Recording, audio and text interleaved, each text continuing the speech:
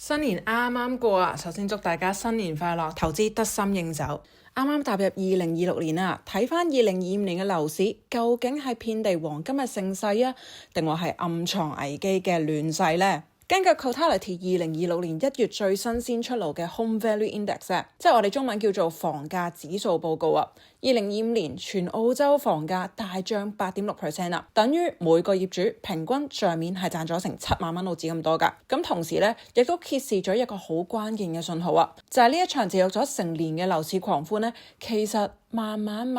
靜靜雞咁樣降緊溫啦。